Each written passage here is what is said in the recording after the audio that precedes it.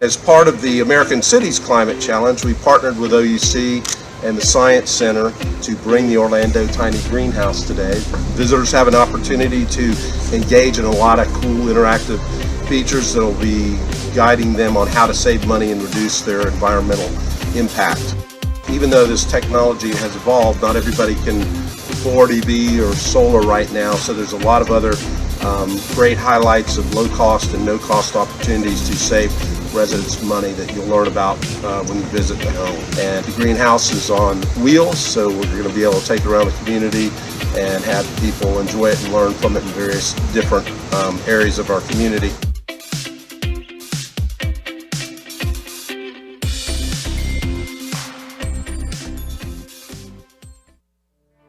Trailing Thoughts from Bumby Path.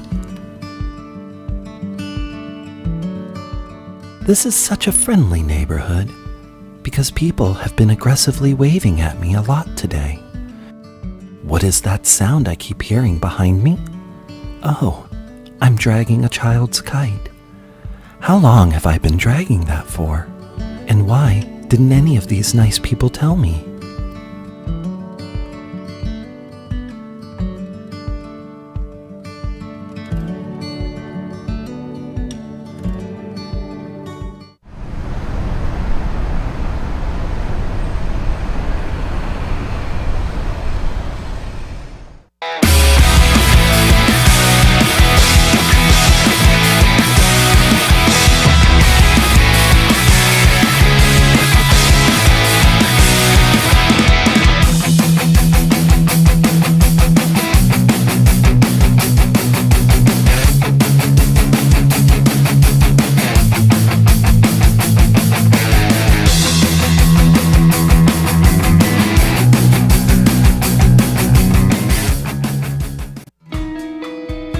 This song hits home for me. You see a lot of violence outside and you get used to it after a while.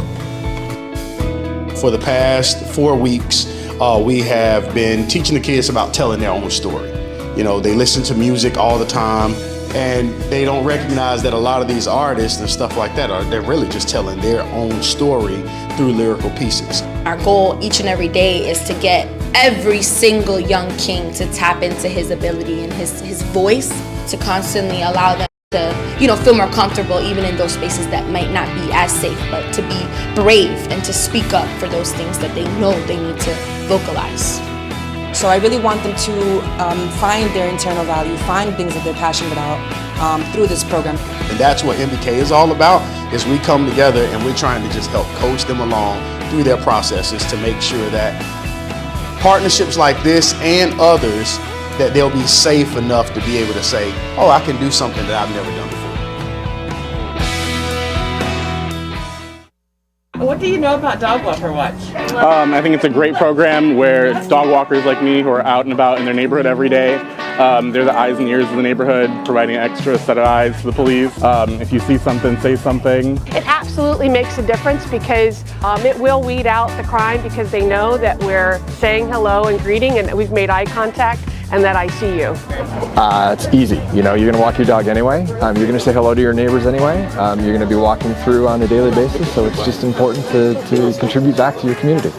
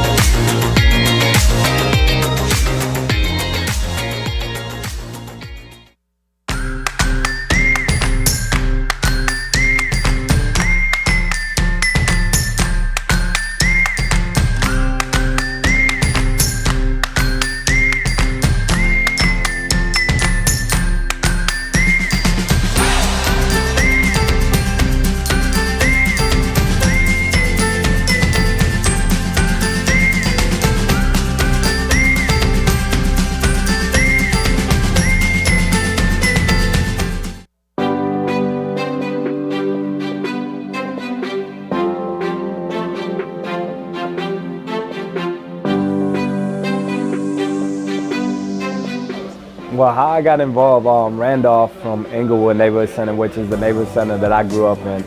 I just love the idea because growing up at the shop that I grew up in, they gave me an opportunity, so why not give back? I always loved art, like in any type of form. If it's drawing, tattoo, graffiti, haircuts, anything. So once I turned 16, I got involved with the program. Since then, I've been working here at the barbershop and learning new things. He comes in, he helps out with a lot of just, the basics, from sweeping hair to standing behind somebody's chair asking questions. And I think him seeing my actions and the way I move and how everything functions, I think he picks up on a lot of that as well. But the thing that I learned so far is the more customers you can gain in the barber industry it's not just by cutting hair and like cutting good. That's not what barbering is all about. It's also having a connection with your clients and understanding them. And they were just teaching us how to manage our money, save it, and just use it properly in the proper way. From business owner to business owner, if we can help and the more people get involved, the better the chances are that these young men growing up and young women growing up, they can change their life. I want to be a barber, and I also want to have my own business in the barber industry as well.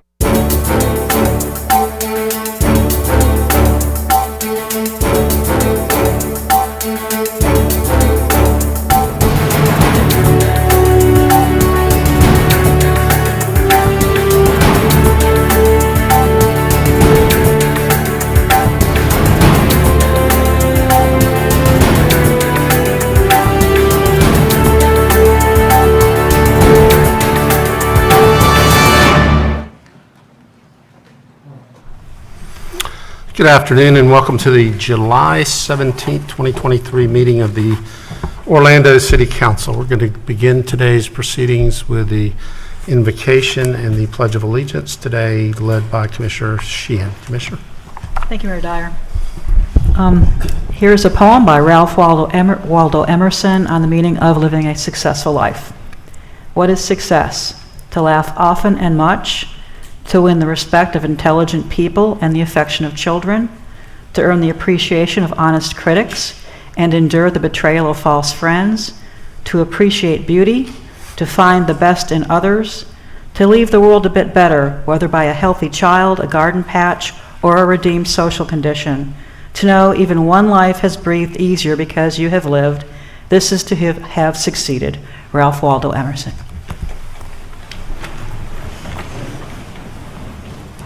Pledge allegiance to the flag of the United States of America, to the republic for which it stands, one nation, under God, indivisible, with liberty and justice for all.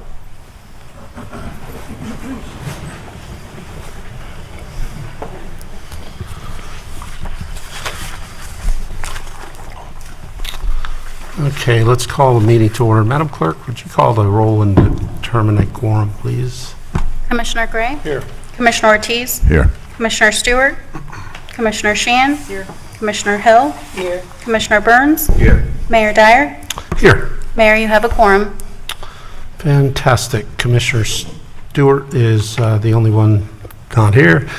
Commissioner Ortiz is jumping the gun, but he's making a motion to approve the agenda review and City Council meeting minutes from June the 26th, 2023, seconded by Commissioner Hill. All in favor of the motion indicate so by saying aye. Aye. Those opposed, and so the motion carries. We have no awards presentation and recognitions today, although I will mention that we had a very robust budget presentation for the 2024 budget this morning that was very well done by our financial staff. Chris, again, extend our appreciation to all the hard work that your staff has done and will be doing over the course of the summer, making tweaks and updating council on the budget to be heard in public hearings twice in September. Okay, we'll move right to the mayor's update, and I just have one thing. We've been doing a lot of ribbon cutting on parks and amenities, and that's one of the priorities for this commission, is to make sure that all our residents have places that they can go outside and enjoy. We opened the Grove and the Packing District, which is home to the new Orlando Tennis Center. We did celebrations for the completions of renovations to Prince Hall Park and Dartmouth Park. And one of the cool things, I can say how great we're doing and everything, but from an objective standard, Orlando was named the #1 city in Florida and the second best city in the entire country for recreation by Wallet Hub. So I think that's something that we can all be proud of. And Lisa, extend to your staff how happy we are to get that designation and to have all these wonderful amenities that we provide to our Family Parks and Recreation Department. So that is all I have. We're going to move to the consent agenda, which is a number of items that are acted upon through a single vote of council. We give each of our council members an opportunity to update you on things from their districts or comment on items that are on the consent agenda. We change the order, or we take turns on what order we're going to go in. And today, Commissioner Sheehan is first up. Thank you, Mayor Dyer. Just a couple things on the agenda today. I'm glad to see that for debris removal during hurricanes, we're actually using some local companies. That's good because, sometimes when we use out of state, we're competing and we're having to get them from other areas. So very glad to see that. Item B4, I know the transportation staff is probably going to faint, but I am going to be voting on the scooters today because I have seen a tremendous improvement on picking them up and making sure that they're not blocking sidewalks and blocking wheelchairs and blocking seniors being able to get around downtown. So I'm delighted to say that I'm very happy to see the improvement. So I will not be voting no today, but I want it to continue to have the good response on making sure that we want to have other mobility options, but we want to make sure we're not denying other people mobility by leaving them all of the sidewalks and the streets in downtown. So be voting on that today, yes. And also item B5, the Rogers Keeney lease extension to get a grant. This is a wonderful downtown arts district, a wonderful community resource, and very happy to see them really thriving in this space. And so anything that we can do to help them in their continued success, I'm very much in support of. And that's all I had, Mayor. Thank you. Thank you, Commissioner. Commissioner Hill. Thank you, Mayor, and I'll try to be as brief as Commissioner Sheehan. I also will be voting yes on B4, which I'm delighted to see us finally get to the end of this, and everyone's done a phenomenal job, and I think the three choices are to be commended. I really do want to see more of those ADA sit-down scooters strategically, probably about some of our senior complexes here in the downtown area. We have about 3 or 4, I think, one directly across from City Hall and 2 more down Lucerne and a few others downtown. And then we have 2 on the west side of I-4, which is on Jackson Court, which is Jackson Street, and then another on Westmoreland, which is Carver Park. And I think it really will help those senior residents because many of them, due to the insurance they have, wasn't able to get those mobility scooters. And with them being able to have access, I think will connect them to our downtown and other things for them to be somewhat self-sufficient. So hopefully we can get a few more of those on board strategically in those areas where we have those with some disabilities, but congratulations. Also, I'll be supporting B5, which our arts group downtown are doing a phenomenal job, and most definitely there at the Fort Kenny's. That's just a community hub for everyone, and they just do a phenomenal job. So glad to see us be able to support them even more so, and especially in honor of Mr. Kenny and all that he have done for this city. We can't give enough. I do have, outside of that, on Saturday, August 5th, we'll be having our District 5 Back to School and Food Distribution event presented by Second Harvest, and a host of educational resources, health and wellness information. I think Orange Blossom Health is also going to be out there, have offered their services from their dental mobile to their health mobile, so thank you for that, CEO Burns. slash commission. I appreciate that, sir. There'll be also opportunities for job opportunities. Our RISE program will be out there, along with free food and entertainment from our community centers. I can't thank Orlando Magic, Orlando City, A1 Orange, Humana, our state of Florida, and of course Mayor Dyer in the city of Orlando for all their assistance, where we'll be serving close to 1,000 youth and families on that Saturday. And I couldn't do it without Lisa's team over at the recreations and parks, all coming together for this momentous occasion. There is something that I'm supporting that is on our agenda. I just need I want to support at least, but if it's possible, I see the applicant here. I don't know how to go about doing that. Is there a proper form, Mayor? Just had a few questions. It's about a school for conditional use in Paramore. Which item is that, Commissioner? That will be, I believe it's the MPB minutes. MPB minutes.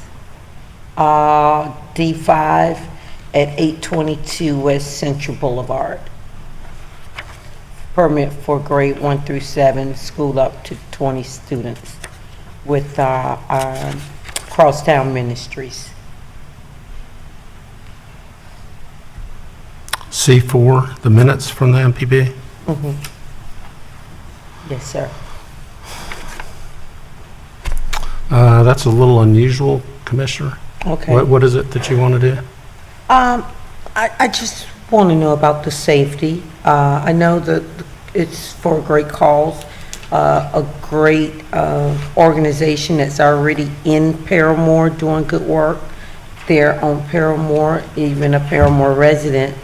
But the facility that it's going to be next to, I'm a little concerned about are the safety mechanisms that's been put in place. It's next door to the Christian Service Center. And who would you like to have speak on that? He's here, Eric Stykes from Crosstown Ministry. Okay, would you like to come up and do that? If you'd state your name and address. Good afternoon. Thank you for allowing me to speak. My name is Eric Stites. Home address is 843 McFall Avenue, but the property and we're talking about is 822 West Central Boulevard.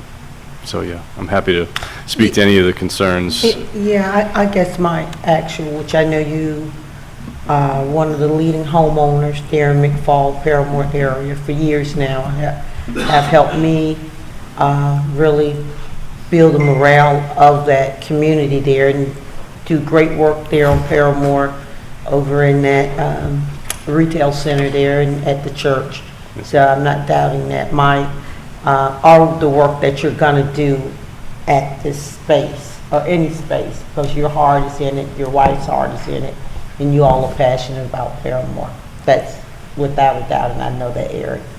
I guess my concern was the safety issues when I found out that the school was next to the day center.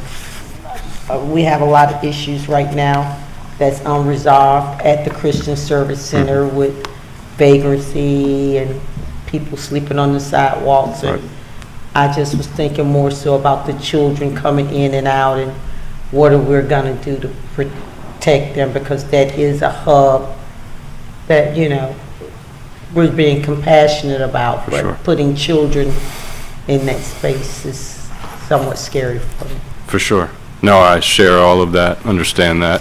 When we leased the space, which we leased it several months ago, we knew what we were, getting into. I think at this point, a couple of things. One is the students that are going to be there, we already know who they are, and we already know all of their parents, and we've invited them to come, so they've seen the space, they know where it is. So the first thing would be to make sure that the people who are actually going to be served by the school understand it and are on board, and they are. Obviously, you're hearing that from me, but I can connect you with those real people to say, so that you can know that their concerns are already, mitigated if they had any. But second of all, another layer of that would be, I had emailed you a couple weeks ago about potentially putting a fence along the front of our property to prevent the loitering kind of all around, like right on our property itself. So if we can figure out a way to come together on that, I believe that would mitigate any potential, issue of people actually being on the property itself. Because other than that, once we're inside our property, I don't think there's any issues of safety. Christian Service Center, Eric and I have a great relationship. Eric Gray, Executive Director. I know they're getting some money to put in a no-climb fence in between our property and theirs. And then the plan was to bring that no-climb fence across the front of the property as well, just to add extra security for that purpose, both for them and for us. I think if we can come to terms on that, I believe that will mitigate what you're talking about. And that's actually why I reached out to you, because that's the safety, making sure that people aren't there present all the time, overnight, those types of things. So this is right now just at MPB. As we move forward, before it comes to council, mayor, and commission, I would like to see a better safety plan. Anybody can go over a fence and snatch a kid or hurt a kid. And we're dealing with some pretty tough issues with the people that are congregating outside of the potential school and the service center.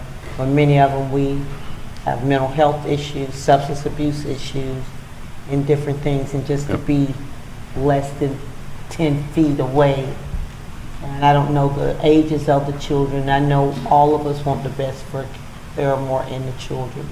So to see if we can put a safety plan, a true safety plan, along with our law enforcement, and it's within the CRA, I believe, because you're not west of Westmoreland, to speak with some of our, with David and some other folks. Let's put a plan together that will be great for learning and safety there. I'm in support of the school. I know you do a good job, and we need more organizations like yourself that want to help us change the trajectory of those children's lives, but we want to do it in a responsible manner. So before we actually get zoning, it would come to us eventually, right? Well, this is it today. All right. What do you have besides law I enforcement? trust you, so what we can do, Eric, is let's get together. I'm gonna go ahead, because I see the work that you've done there, but I'm not quite where we need to be from a safety issue, because it's not next to just a regular building, right? And if you could work with myself and staff and our CRA team to see what we can do to make it a little bit more secure. Happy to do that. Is that okay? Of course, yeah. Okay. All right, thank you, Mayor. All right, thank you. Thank you. That it? That's all I have. Okay, thank you, Commissioner Hill. Commissioner Burns? Okay, good afternoon. Thank you, Mayor. Just a few updates. If you want to join me and my team, meet with me and my team, we have satellite office hours every second and fourth Wednesday.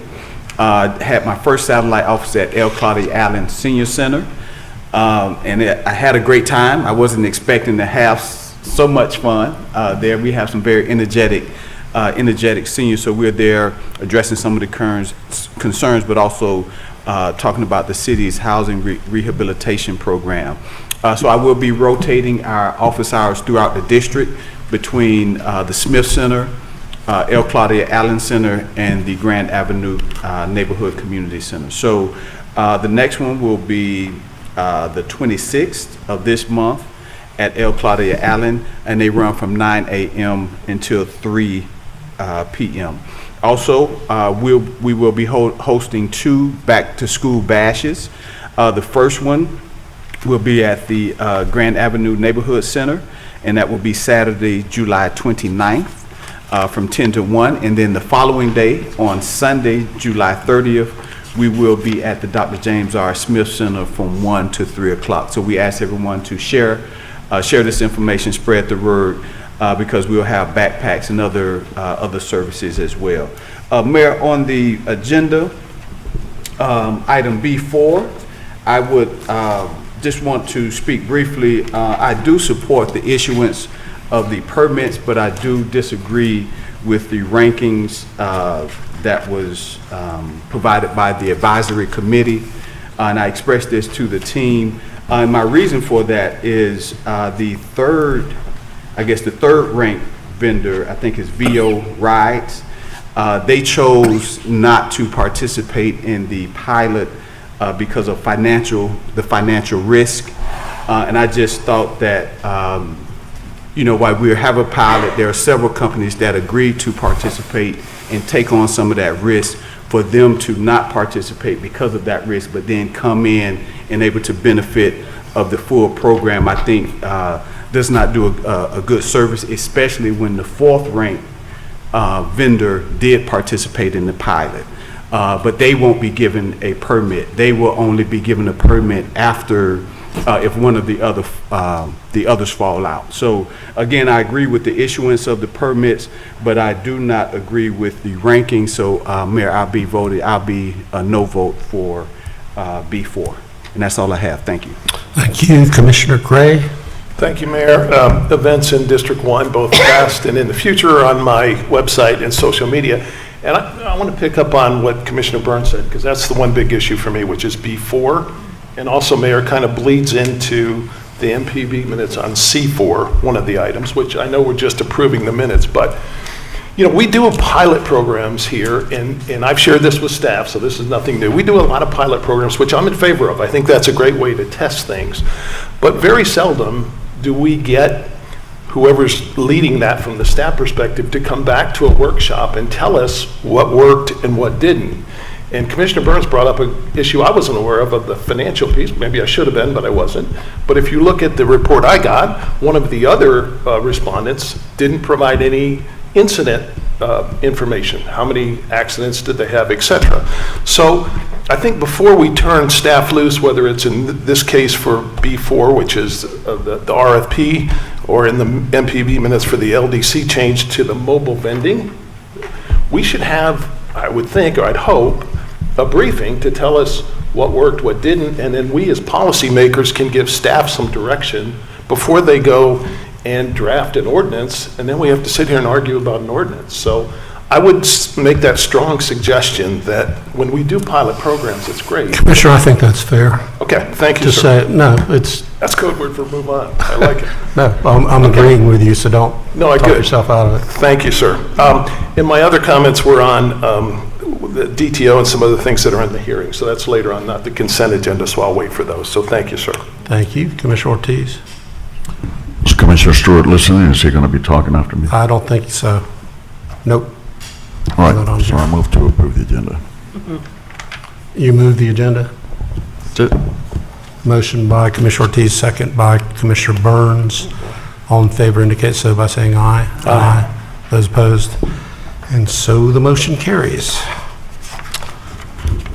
Okay. If there's no objection, we'll recess the city council meeting and we will convene the CRA meeting. I think I can handle the first two, which are accepting the advisory board meeting minutes from May the 31st. Is there a motion? Motion by Commissioner Sheehan, second by Commissioner Hill. All in favor indicate so by saying aye. Aye. Those opposed, motion carries.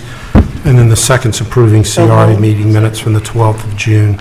Motion by Commissioner Hill, second by Commissioner Sheehan. All in favor indicate so by saying aye. Aye. Those opposed, motion carries.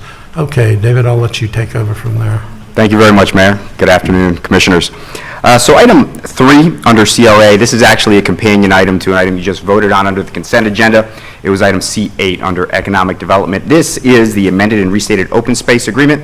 As you will recall, this agreement has come before you several times. It's the method by which the CRA contributes funds to the city to complete projects within the CRA area. This one specifically focuses on Lake Eola.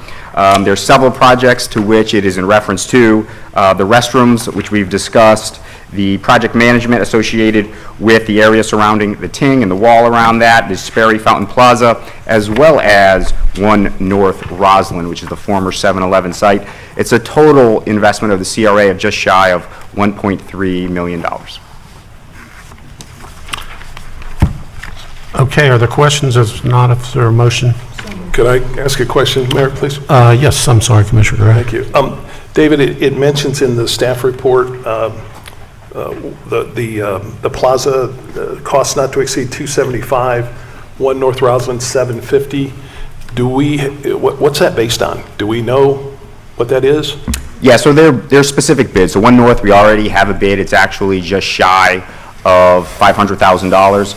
We're building in just the appropriate amount of buffer that funds would not be transferred should they not be needed. But yes, they are construction bids or bids from our facilities department, depending on the project. Should I know what those are or not? Should you know what those are? I mean, we might want to spend more money. I don't know. I just don't know what we're getting for the money because, again, there's not a lot of communication. Not that I distrust staff, but you're asking for us to allow $1 million in CRA, and I don't know where the million's going. Sure. So the list, I'm happy to go over them with you, Commissioner. The list in the item denotes the projects that I just went over in high level. Yep. The wall surrounding the Ting, the plaza surrounding the Sperry Fountain, and then the 1 North Orange, which when we demolish that 7-Eleven, there is a pocket park that is slated to be there with the hope that at some point in time we'll be able to connect that area throughout the entirety of Lake Eola Park. Happy to kind of go over those in their entirety with you. These items are items that we, along with the Parks Department, identified for quick action as we ultimately look to, in some of our later items, help the Parks team implement the full Lake Eola Master Plan. Well, you had me until you said quick action, David, because we've been talking about this for a year or two. All I'm saying is, not that I'm an urban planner, we got some smart people up here, but if you share what you're doing, perhaps there's an idea or two that would come up to say, hey, maybe we should spend a little more money and here's an improvement we can make. So I'm not saying we shouldn't do it. I'm saying it's hard for me to vote on things when I don't know what you're asking me to vote on other than giving you $1 million. So that's a request in the future if you would. Sure. Happy to connect with you in the Parks team on. Thank you, Commissioner. That's all I had, Mayor. Thank you. Okay, I don't remember. Do we have a motion? Motion by Commissioner Sheehan. Second. Second by Commissioner Hill. Further discussion? Hearing none, all in favor of the motion indicate so by saying aye. Aye. Those opposed, motion carries. Number 4. Yes, Mayor. Item 4, this is a facade and building stabilization improvement grant. This addresses 642 West Church Street. May sound familiar to you. This was actually a grant that we presented and awarded several months ago, but since then the program has been amended, and this property is specifically in our Paramore focus area. So in working with that business owner, they were eligible for additional funding should that program be terminated. So they wanted to go ahead and seek that opportunity so they can also invest alongside the business owner or one of the business owners who is Jay Henry's Barbershop, who would be taking residence in there. The building burned down, as you may recall. The building in and of itself with the new program could be eligible up to $240,000 at an 80% match. The improvements that they have left, along with the improvements that they would kind of be making to the space that Jay Henry's would ultimately occupy, qualify them for $157,406.80. This action today would both terminate their former agreement and approve this new agreement for funding. So moved. Second. Motion by Commissioner Hill, second by Commissioner Sheehan. Discussion. Hearing none, all in favor of the motion indicate so by saying aye. Aye. Those opposed, motion carries. Number 5. Item 5, this is a retail stimulus grant for White Rabbit Orlando, LLC. White Rabbit Orlando is a restaurant concept that's seeking to come into downtown right along Robinson at 27 East Robinson specifically. So they have a wide variety of food that they're hoping to be able to share there. Some of them, I'll read you some highlights just because they're exciting. Seafood paella, empanadas, char grilled octopus, and my favorite, lamb lollipops, along with beef sliders. So some exciting things and unique food coming to downtown. They are eligible for up to $100,000 from the CRA's retail stimulus program, $75,000 of that for build-out improvements or tenant improvements, and then $25,000 towards their first year rent. They are spending just shy of $670,000 on the improvements that we're able to assist them with, so they qualify for that full amount. So moved. Second. Motion by Commissioner Hill, second by Commissioner Sheehan. Discussion. Hearing none, all in favor of the motion indicate so by saying aye. Aye. Those opposed, motion carries. Number 6. Okay, item 6. So I pulled up the presentation on my screen. I'm not sure if it's up on yours yet, but I will get started. So over the last several meetings, we've talked at various times about an amendment to the CRA plan. So I wanted to walk everyone through just high level, the context of that plan. Nothing here completely new. We've talked about it before, but we do have some official process that we will be asking you to consider today.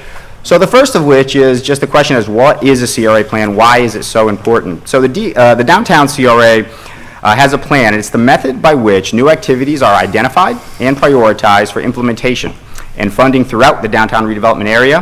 And then obviously over time, changing conditions and development readiness coupled with staff research of findings necessitate the plan to be periodically updated, which is one we have today. So the amendment context of this 2023 DTO Outlook Part 2 addresses 3 specific items, one of which is the implementation of the Lake Eola Master Plan, second is design and construction of Under I, and third is the redevelopment of the Bob Carr Theater. I'll talk just a little bit about each of those projects now. The first of which, the Lake Eola Master Plan, which we spoke to high level earlier, is, as far as the plan relates, it's updating the plan to acknowledge the Lake Eola Master Plan. It wasn't in existence when we last updated the plan in 2015. Some components of that plan are looking at an ecosystem-focused updates, key improvements to the amphitheater, restrooms, and infrastructure to support diverse open-air activities. It also discusses new gathering areas that can be created along with seating, decks and docks, and unique stormwater features. And then you see there a list of other improvements, which include updated playgrounds, gateway features, flexible event space, and the modernized pedestrian system throughout the park. The next project is Under I, so the design and construction of that initiative. The plan currently refers to this area as the Bridge District, which is what we called it back in 2015, so it updates the references to that. The area in and of itself is just shy of 10 acres and is generally bounded by Washington Street and Church Street, with additional components now of including the areas of all the underpasses within the CRA area, which we would look to replicate some of the concepts there. It would be a public placemaking effort and has the potential to unite the downtown area and its diverse sports and entertainment districts with unique public space that catalyze economic opportunities and become an iconic destination.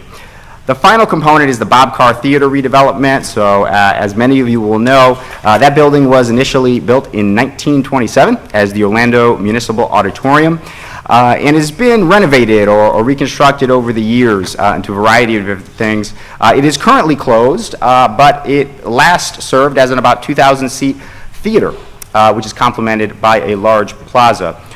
So this would ultimately seek to kind of merge 2 redevelopment plans, both celebrating Orlando's history as well as acknowledging its location in Creative Village as the potential to be the centerpiece in a digital arts and technology environment.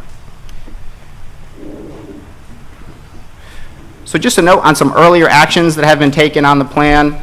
The first of which was in the CRA Advisory Board's May 31st meeting, where they recommended approval of this and forwarded it to CRA and City Council for your review. Then on June 20th, the MPB found the plan amendment to conform with the city's growth management plan. And that brings us to the requested action today, which is to forward this plan to City Council and recommend it for approval and adoption of the resolution. Questions? Okay, Commissioner Hill, then Commissioner Gray.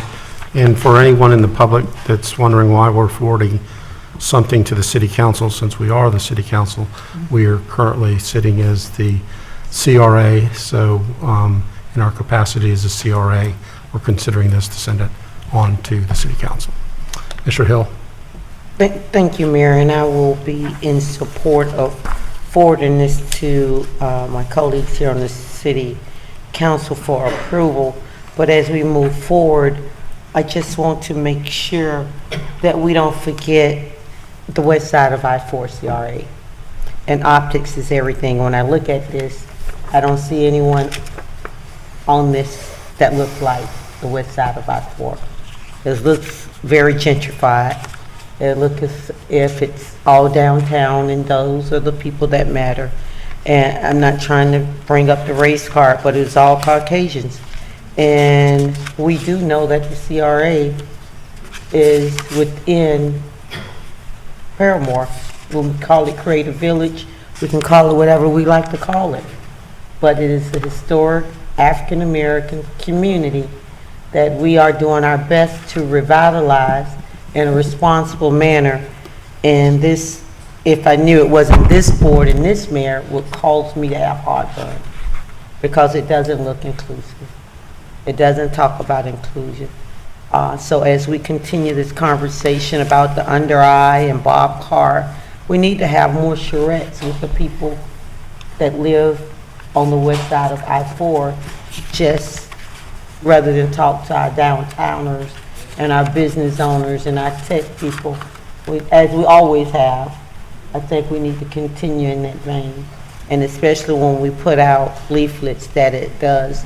And I tell, I've talked to you guys all the time about optics, that it does need to look like what the city represents versus one group of people. Because I know we're not doing that, but it could look like that. Right. And that's all I have, Mayor. Thank you, Commissioner. Commissioner Gray. Thank you, Mayor. David, I need to have you help me connect the dots, and this is something I've shared with you and the other staff members. So each one of these three projects, in my view, they're all worthy. Lake Eola, Under Eye, and the Bob Carr.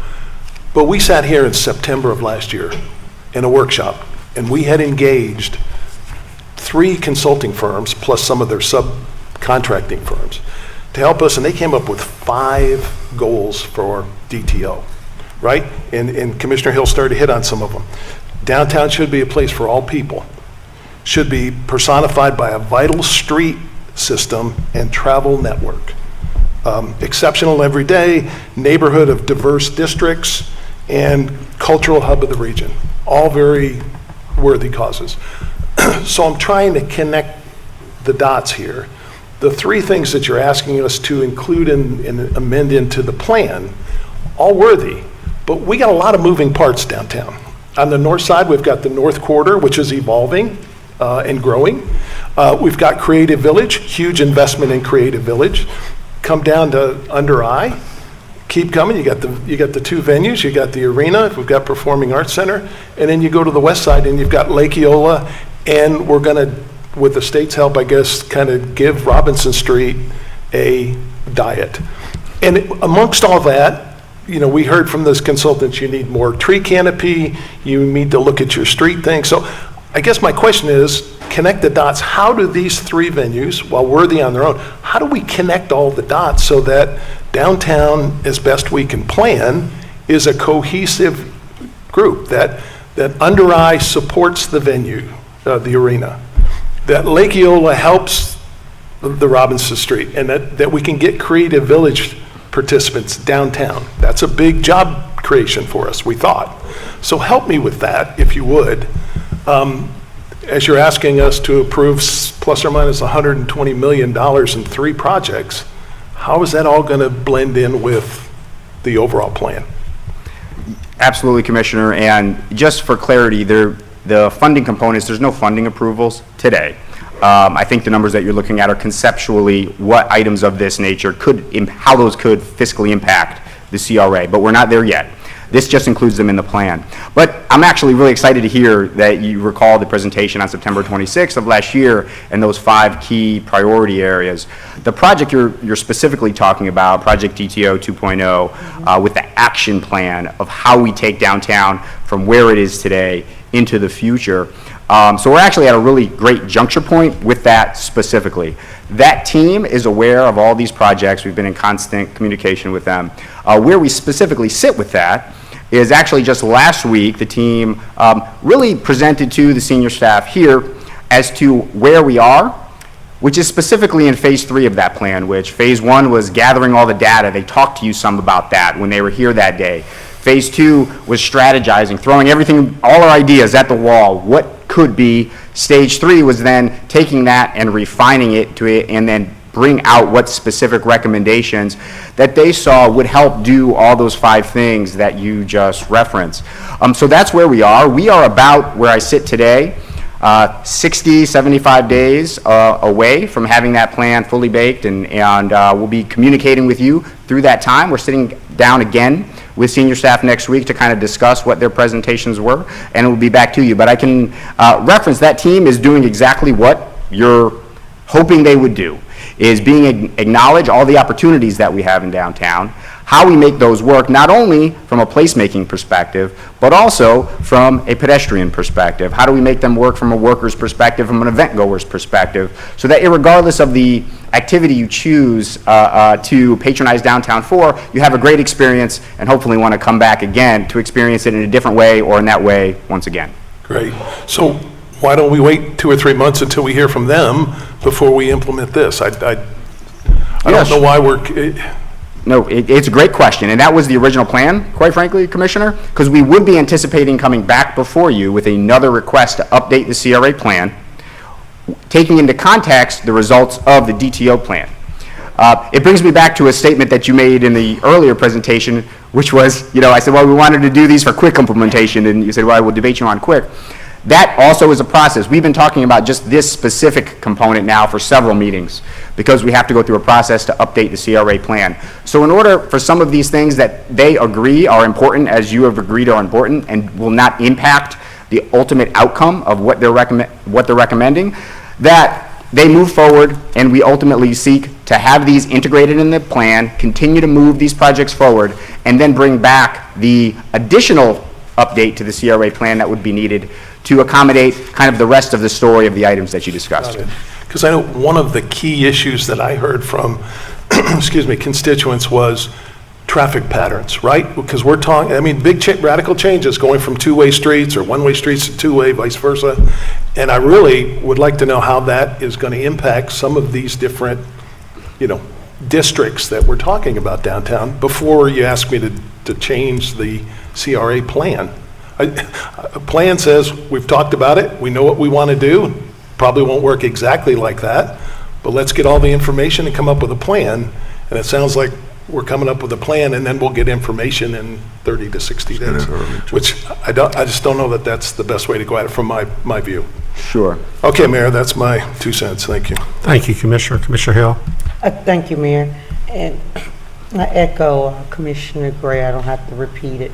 But to hear that it's going to be 30 to 65 days completed, for me, we haven't had any input. No one's came to the commissioners to ask what they think under eye should look like, or I'm certain maybe Commissioner, I remember him coming about 3 years ago about Lake Eola, but that's the last time I heard anything to hear that we have something that's almost completed. I think they need to come to us at least one more time to give us an update and at least get some final input from them. Yep. Possible. Absolutely, Commissioner. We plan to. Commissioner Ortiz. Thank you, Mayor. What kind of participation are we having in Orlando Economic Partnership? How are we getting them involved in all this? Well, these specific items, Commissioner, are park spaces. We're in, continual communication with OEP. We've presented to both them as far as, we're talking about a little bit on two different situations. I'm talking about 2.0 and then the plan amendment. Since we're talking about the big plan about revitalizing the whole downtown and all this connectivities and whatnot, but in the business side, I would like to know how are they involved in order to help us bring diversity in terms of the businesses we're bringing downtown. Yeah, so absolutely. We have connected with them. We've also presented to their executive team right here in downtown at their new office and hosted a luncheon where we got to kind of share a similar presentation to where we shared with you all in September, and then got their feedback and a continual invite for them to interact with additional components as we move forward. Now that we're entering in, again, to that, the potentially moving into step 4, or stage 4, I should say, of that process. And we kind of have all those ideas coming together with visuals. It's that time where we start to kind of recircle the wagons, get back with commissioners like yourself, as well as the members of our business community and other stakeholders, to kind of now show them where their earlier input, how that has ultimately culminated where we are today, and then ultimately before we come back for approval on that separate plan, which is not what we're asking for today, just to be clear. Okay. The first plan for DTO was established back in 2014-15, something like that, right? The Project DTO plan was yes. 15, correct. So it's almost going to it's going to be almost 10 years next year of the initial. How long before we start implementing these things? Because we've been skating in the same ring for a little bit. Sure. So the Project DTO 2.0 plan has an implementation plan along with it. Some of those items are, should they be approved, initially kind of tagged to start to be moved forward later this year. And then the rest is a cumulative plan to hopefully have the big projects. There's always things that will lag on, to hopefully take somewhere between the 5 to 8 year period for full implementation. Understand that full implementation of what's contemplated, as you heard them talk about, are major changes to the downtown that we have today, both from a transportation perspective, from a right-of-way perspective with our sidewalks, and then pretty much everything in between with our ground floor activation. The only thing I ask, just like Commissioner Gray, well, every commissioner here, is please, please, please keep us abreast way before things come to City Council. That's all we ask, to know so we can be participants in this. Thank you. Commissioner Gray. Yeah, I was just going to ask David, before I would even propose a motion, is there anything critical about doing this today as opposed to 90 days from now? I think the context of why we brought it forward is because we did think it was critical to be able to continue to make the progress that we want to make. The other side of that story is we never know what's going to happen between now and 90 days. Sometimes things take longer than we anticipate them to, because ideas get brought to the table and you want to integrate them, and that takes some time to charrette out. If it was specifically on that time frame, I would say I don't think so. Now, if can I 100% say that we will be back before you in 90 days with that plan? It's too early to say that, but that is what we're targeting. But I think the reason why we put it on the agenda in this fashion is because we felt that it was important to keep the momentum and make the progress that we wanted to make. No, and I don't doubt that, and it just Under Eye is the perfect example. That we've been getting bits and pieces of that, right? First it was going to be 3 city blocks. Now it's kind of 2 city blocks. First it was going to be 3 blocks of activation. Now we're going to have some parking. Again, not questioning whether those are the right decisions, but we haven't quite made a decision what we're going to do on Under Eye, and we've spent some money trying to design it. I think it's time that we come up with a plan and we all talk about it and say, hey, if that's the right thing, let's do it. But I don't know what we're accomplishing by this to adopt a plan. And I think by your own words said we may come back in 90 or 120 days and modify the plan. Why don't we wait and see what the professionals say? We can blend that with our professional staff, and maybe we can come up with a cohesive plan and get stakeholder buy-in and go with it. But that's a suggestion. And if you're okay with that, is there any compelling reason we couldn't wait? Not that people accept my motion, but is there any reason we would have to do anything right now?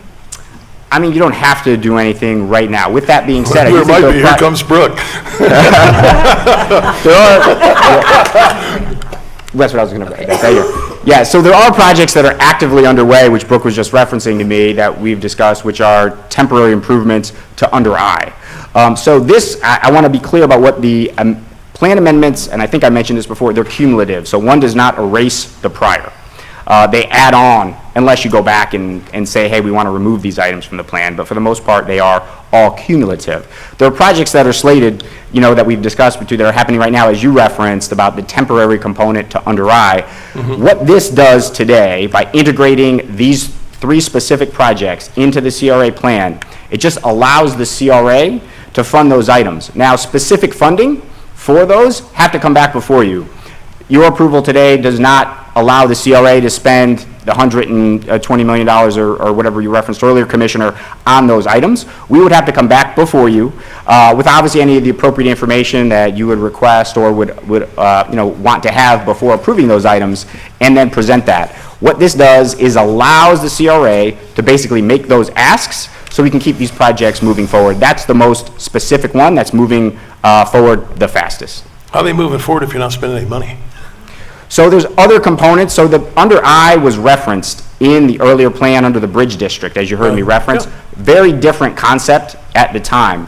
So as we're looking now to potentially spend significant amounts more money, they've spent some funds under design, which we've brought to you in previous concepts to look at what that space could be and how it can be best utilized.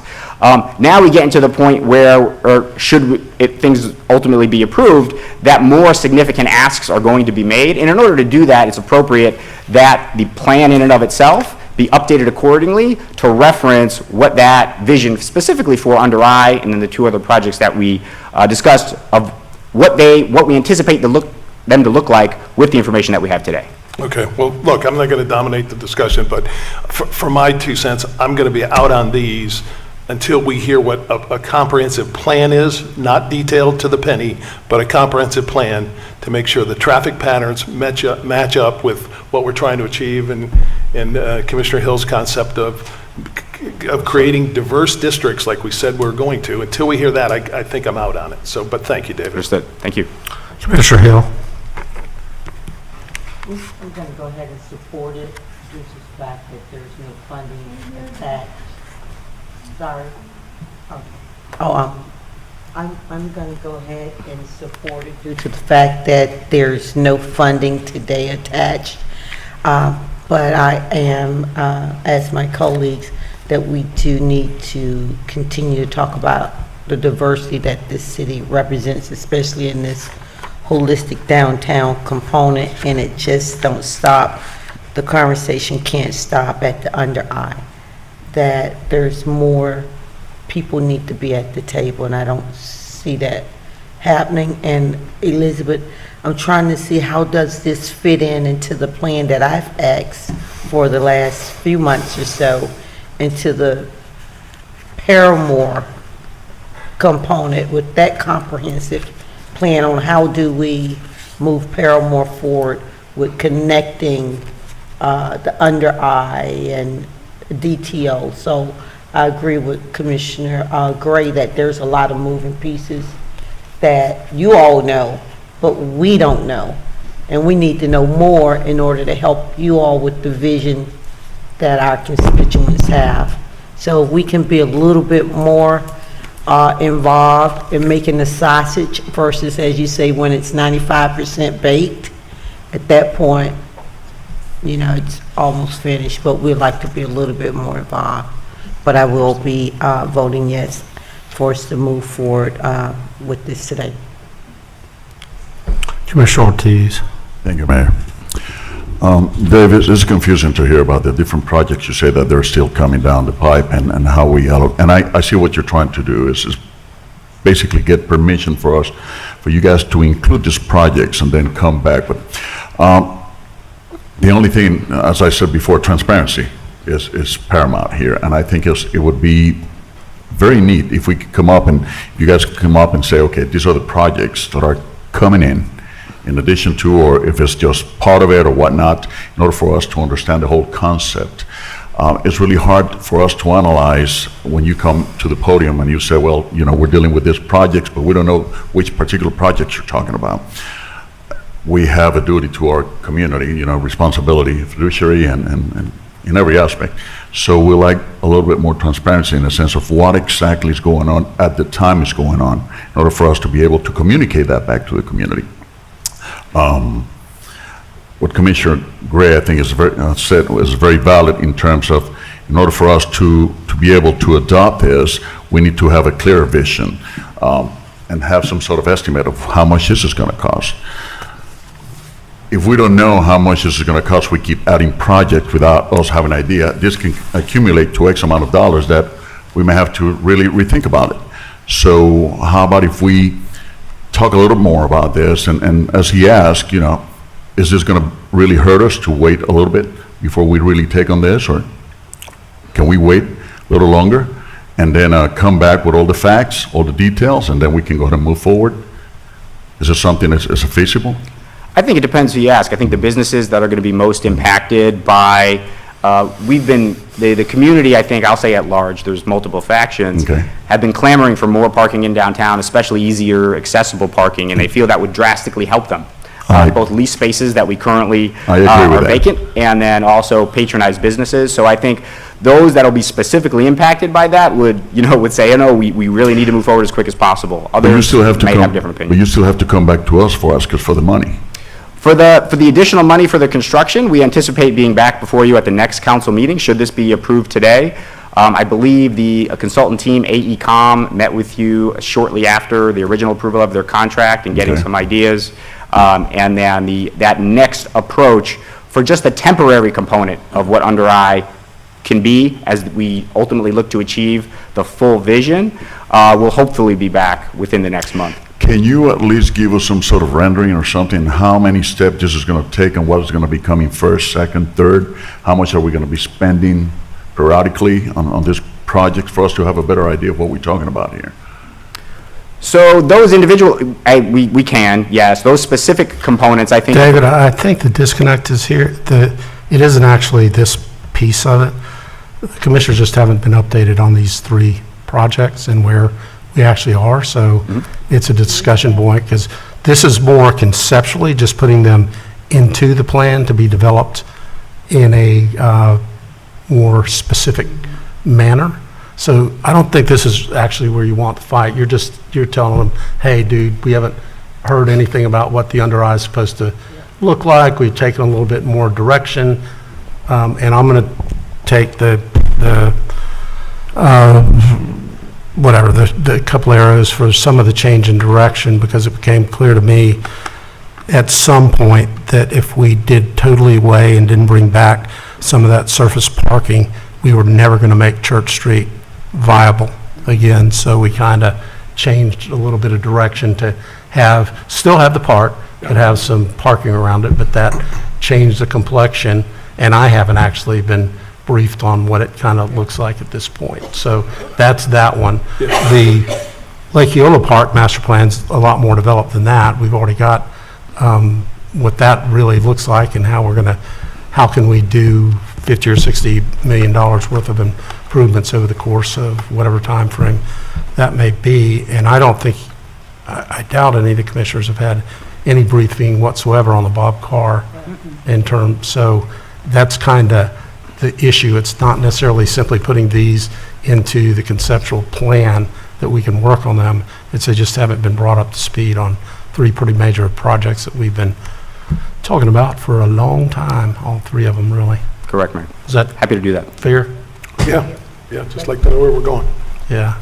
So I agree, and then there's, when we start talking about the Under Eye, things might change, Mayor, because now those that have, Treadmark, the developers there that's building a 3-car, 4-car garage right across the street. How's that gonna? I'll take this on and let me figure out whether it's better to do a workshop and just bring us up to date on all 3 of those. Brooke's shaking her head like, yeah, that's probably the best way to do that. Why don't we adopt these things in either one of the next 2 meetings? We'll have a workshop where we just discuss the status of all 3 of those projects. Good? Good. Thank you, sir. Okay, so do we have a motion? I motion for Did we already have one? I'm being forgetful today. Okay, motion by Commissioner Hill, second by Commissioner Sheehan. All in favor indicate so by saying aye. Aye. Those opposed, motion carries. Okay, the other part of that. Thank you, Mayor. So the second part of this item is the proposed trust fund ordinance amendment, and then forwarding that, as we did with the last, to the City Council with a recommendation for approval. So some context, the trust fund ordinance is updated each time the plan is amended to include references to the plan amendment to allow for expenditure of CRA revenue on the items contained in the amendment. This amendment to the trust fund ordinance includes the references to the plan amendment being approved today into the trust fund ordinance. and then the requested action is before you, but happy to answer any questions. Move to approve. Motion by Commissioner Hill, second by Commissioner Sheehan. Discussion, hearing none, all in favor of the motion indicate so by saying aye. Aye. Those opposed, motion carries. Okay, Madam Clerk, we're going to take these up as the City Council, so I would ask you to have the comments that David has made during this meeting be reflected in the items as we hear them as City Council as well. And we will, if there's no objection, we'll adjourn and reconvene the City Council meeting, and we will move to the hearing that mirrors the first item that we have. Madam Clerk, would you, from hearings number 1, read the title of the resolution into the record? A resolution of the City Council of the City of Orlando, Florida relating to community redevelopment, making findings, approving and adopting a community redevelopment plan amendment, authorizing implementations of such plan amendment, providing an effective date. Okay, and Madam Clerk, again, I would ask that you submit into the record of this hearing the presentation that was made during the CR committee meeting. David, do you need to go through the... There's just some brief additional components on process, Mayor, that I'd just like to cover for the record. Okay. So just of note, this DTO Outlook Part 2 is the 2023 update to the Downtown Orlando Community Redevelopment Area Plan. It's the 7th amendment to the CRA plan, which was originally adopted in 1982. And as I mentioned before, plan amendments are cumulative. Coupled with the existing DTO Outlook, it contains all of the requirements of Florida Statute Section 163.360. You see them listed before you. Earlier approvals were on May 31st, where the CRA Advisory Board recommended approval and forwarded it to City Council for review. On June 12th, the CRA accepted the plan amendment and forwarded it to MPB. On June 20th, the MPB affirmed the plan amendment is in conformance with the growth management plan and the city's comprehensive plan as required by 163 as well. The current CRA plan is planned through January 1st, 2042, so this action approves the existence of the CRA through that date, and that moves us to public comment. Okay, Madam Clerk, do we have any requests to make public comment on this item? No, Mayor. Okay, then is there a motion to approve? Motion approved. Second. Motion by Commissioner Hill, second by Commissioner Sheehan. Discussion? Hearing none, all in favor of the motion indicate so by saying aye. Aye. Those opposed, motion carries. Okay, hearings, ordinances on first reading number 1. Madam Clerk, would you read the title of that ordinance, please?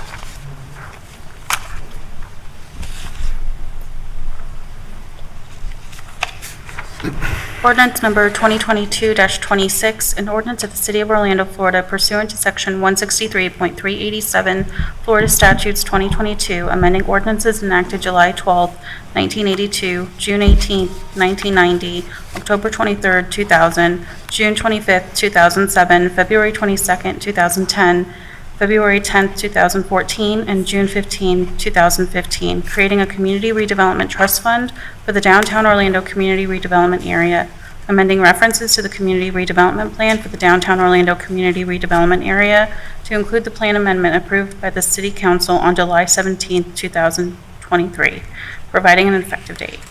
So moved. Second. Motion by Commissioner Sheehan, second by Commissioner Hill. I'll open this for public comment. Madam Clerk, do we have any requests for comment on this ordinance? No speakers, Mayor.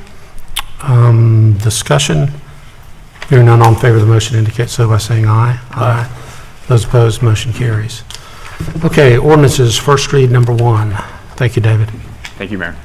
Ordinance number 2023-25, an ordinance of the City Council of the City of Orlando, Florida, extending the temporary moratorium on the acceptance, processing, and consideration of development permits, building permits, and zoning approvals for nightclubs in the downtown Orlando community redevelopment area, providing legislative findings, severability, correction, scrivener's error, and an effective date. So moved. Second. Motion by Commissioner Sheehan, second by Commissioner Hill. Madam Clerk, do we have any cards? No speakers, Mayor. No speakers, discussion. Hearing none, all in favor of the motion indicate so by saying aye. Aye. Those opposed, motion carries. Okay, that looks like it's all of the agenda business for today. Ed, could you get us in position to be able to take general appearances.